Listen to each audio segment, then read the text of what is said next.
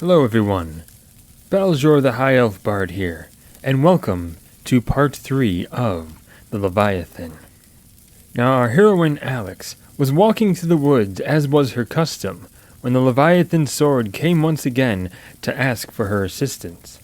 "It's time," the sword said, "to stop the one responsible for the fire beast and the night." Alex once again took the Leviathan sword in hand and followed its guidance through the woods. They traveled for a long ways, even farther than what they had traveled in the past. She found herself in an area she didn't recognize in an empty clearing of land. "There's nothing here," she said. The sword replied, "Focus your mind, and you will see what is hidden." Alex did as the sword instructed, and focused all of her thoughts to see what was before her. Slowly, something large started to come into focus. It was a tower, large and made out of stone bricks, covered in dead brown vines with long thorns. She made her way to the entrance, and surprisingly, the door was not locked.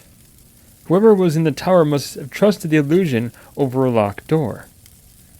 Inside there were stairs spiraling upwards along the wall.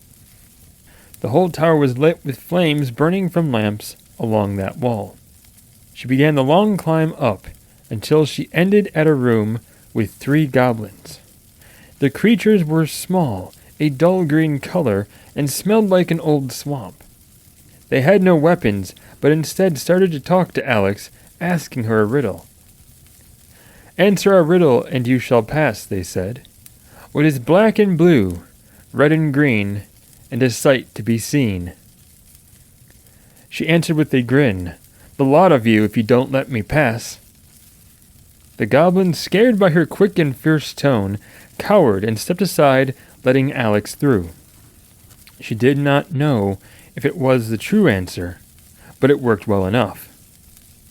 Up more flights of stairs she went until she came into another floor, and came across a chimera, a fearsome beast with 3 heads, one of a lion, a goat, and a dragon, along with a snake for a tail. Wielding the trusty Leviathan, she dodged the many heads, looking for an opening to strike. Dodging an attack from the tail, she rolled under the beast, driving the sword up into its chest. The beast began to glow bright red and vanished out of sight. "Magic," she remarked. "This is the tower of an evil wizard," replied the blade. She went up even more stairs until she came to the upper room with a door. Alex readied herself to face whoever must be behind the door. She opened the door cautiously, going through to the chamber behind it. It was an impossibly large room, with a large throne at one end. On one throne was what looked to be the wizard. He wore red robes with what looked to be a fancy golden pattern on them.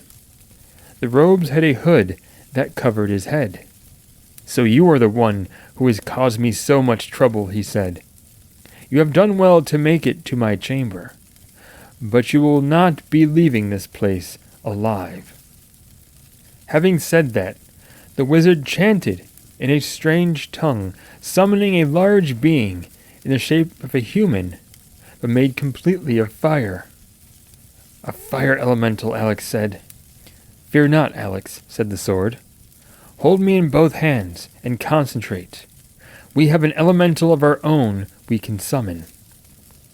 She did as Leviathan instructed, and together they summoned another humanoid shape, as large as the fire elemental, this one made of water and ice. The 2 elementals fought and exchanged blows for quite some time. It seemed like neither one could overpower the other. Alex was starting to doubt that she could win this fight. Her doubt was causing their elemental to weaken. At that moment, Alex heard a familiar voice. "Believe in yourself, Alex," it said. "You have the power within you to defeat him."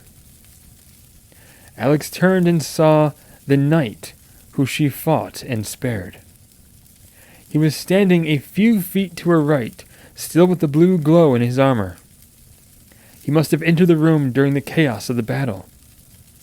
The fire elemental threw a fireball at him, knocking him backwards into the wall, and causing him to fall to the ground motionless. Alex felt her anger at this wizard and his evil grow, causing a surge of power within her. With one final attack, it fired a torrential blast of water and ice, engulfing and defeating the fire elemental. The steam was sent backwards and severely burned the wizard. "Master, I failed you!" the wizard cried out as he screamed in pain and finally breathed his last. The tower began to shake and fall apart. As the water elemental vanished, Alex wondered how she might escape. "Hold me up in the air," the sword asked. She did as the sword asked, and in a flash of blue light, she found herself back home. "What of the knight?" Alex asked. "He was knocked unconscious, but will be fine," the sword replied. "He was sent back to his fortress, where his men can take care of him. But for now I must leave.